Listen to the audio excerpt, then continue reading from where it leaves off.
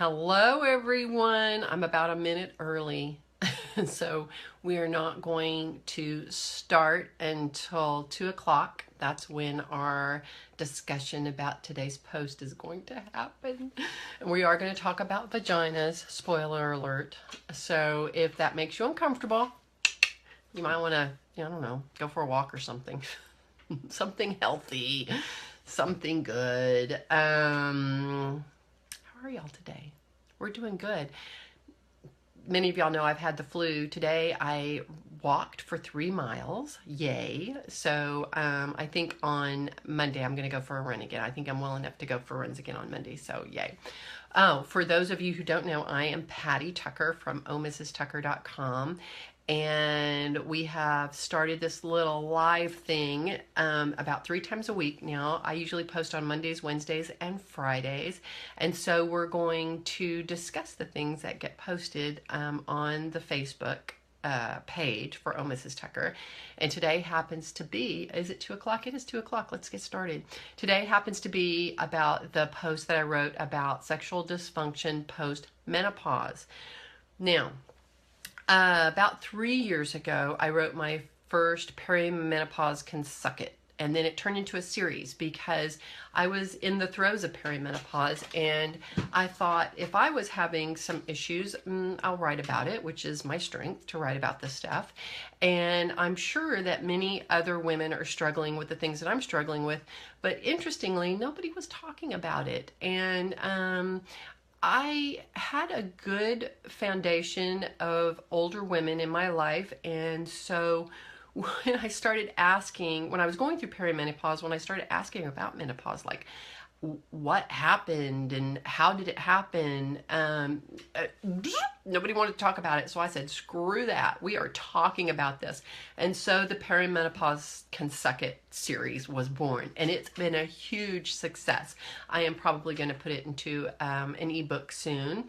And so everybody can just get it in one fell swoop, and you won't have to, go through the site and look for each one. They are numbered. I think there's 14 or 15 of them now. But today's post is post-menopause. So just to be clear, excuse me. Excuse me. That dang cough, lingering cough. Let me get a little drink real quick. I'm sorry, y'all. And if you're here, pop in and say hello. I'd like to see y'all. Okay, so like I said, in 2013, I started the Perimenopause series. And so today's post is post-menopause, but this post was actually born of posts that I have done before. I'm looking at my screen because I'm going to go over certain points with it. Prior to writing this. So 3 years ago, I started talking to doctors. I started interviewing doctors. And the big thing that they told me, and these were women doctors, that I used to have a male gynecologist and decided he didn't really know what was going on. He knew physically what was going on, but he didn't really understand the other stuff. So I thought, I'm just going to switch to a woman. It was the best thing I ever did. So the women doctors that I have spoken to have advised me that women do not like to talk about sexual dysfunction once they are in perimenopause, or as this post is, post-menopause. Now, menopause, a lot of people don't get this straight. So perimenopause are the years prior to menopause. Menopause happens on one day. So you have to not have a period for 365 days, and on that 365th day, you are in menopause. And then after that 366th day, you are postmenopausal. And that's the way it is. Menopause really just signals the end of all your periods. So, and with that comes a drop in estrogen, which can lead to sexual dysfunction. So, going back to the doctors, and they're telling me that women don't like to talk about sexual dysfunction. And I'm not totally surprised, but I'm a very open kind of gal, and I'll talk about just about anything. And so I didn't quite understand it. I'm thinking if women are going to their gynecologist and they're having an issue, they should be talking about it. If we have the flu and we go to our primary, we talk about the issues we're having. So I didn't quite understand the reasoning why behind this reluctance to talk about our vaginas. And then when I started speaking to the older women I knew, the reluctance across the board was there. Very few women are willing to talk about it. I'm willing to talk about it, women. So yay for you. So one of the most telling doctors that I interviewed told me that once women hit perimenopause severely, like they're getting close to having that full year of not having any periods and they're struggling sexually, that she advised me that she was asked for notes, like a prescription note, for the husbands of the wives that came to see her. And I said, well, what did the note say? And she said that their wives will no longer be having sex with them because they're just done. And I said, well, why are they done having sex? And I said, are these women in their 40s and 50s? And she said, yes. What?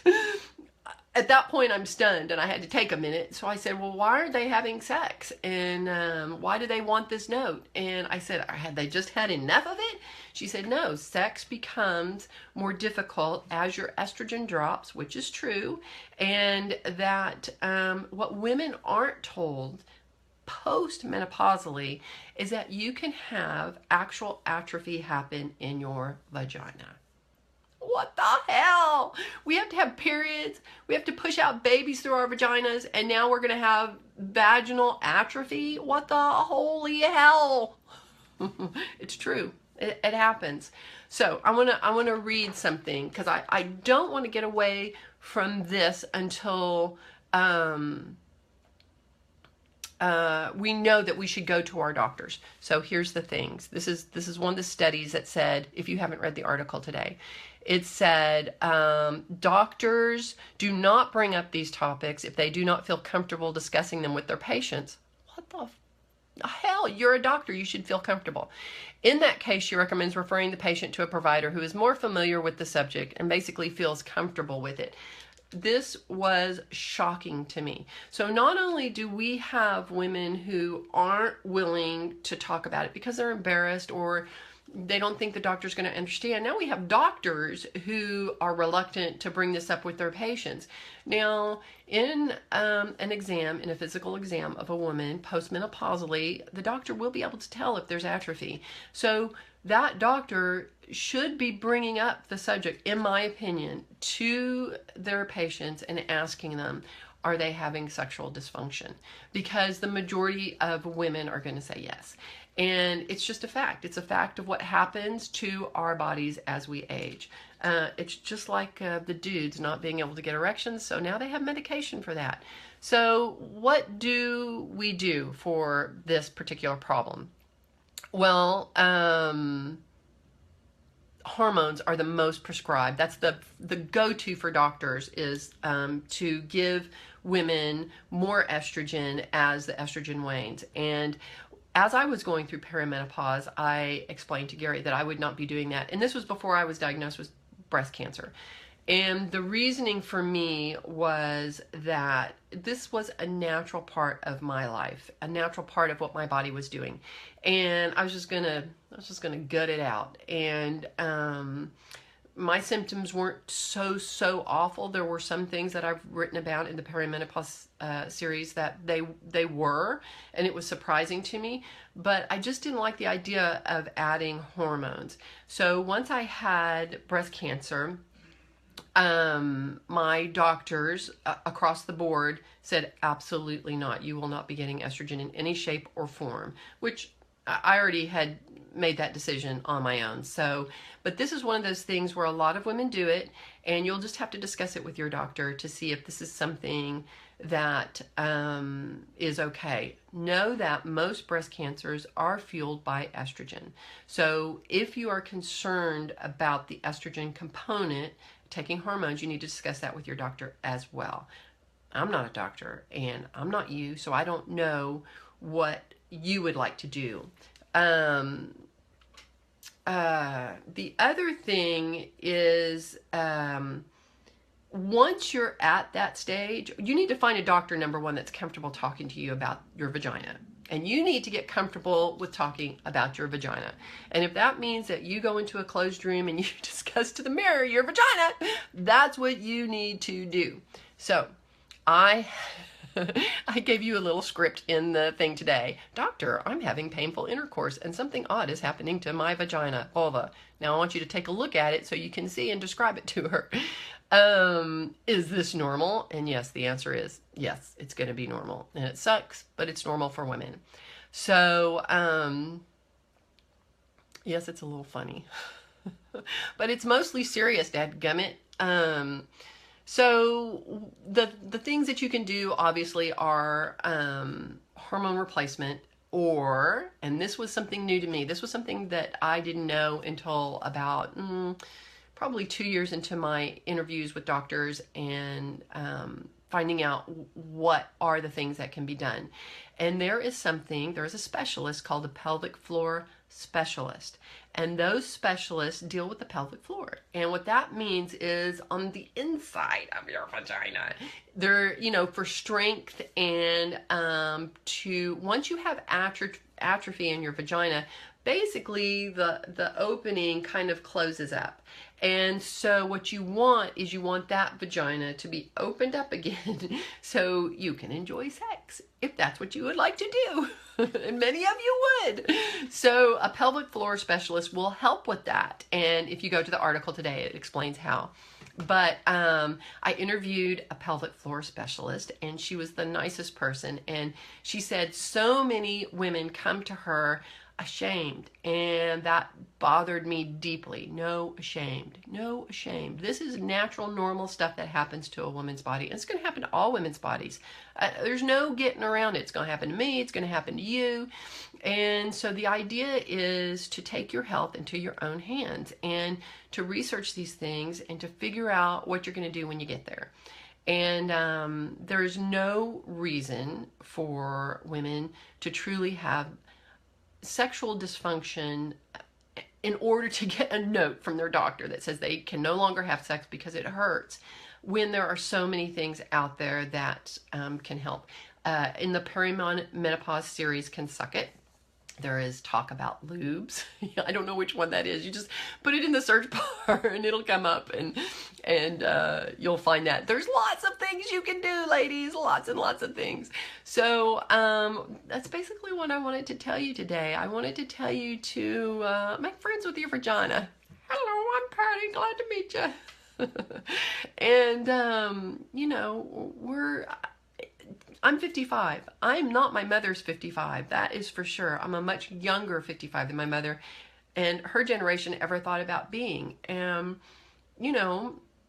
We are, as a group, sexual beings, and so come on. If it's something that still interests you, if it's something that still interests your husband, but you guys are afraid or nervous or embarrassed, please don't be. Go find you a good doctor, find you a good pelvic floor specialist, and solve these problems, because y'all, we have a lot of living left to do. We have a lot of fun left to have.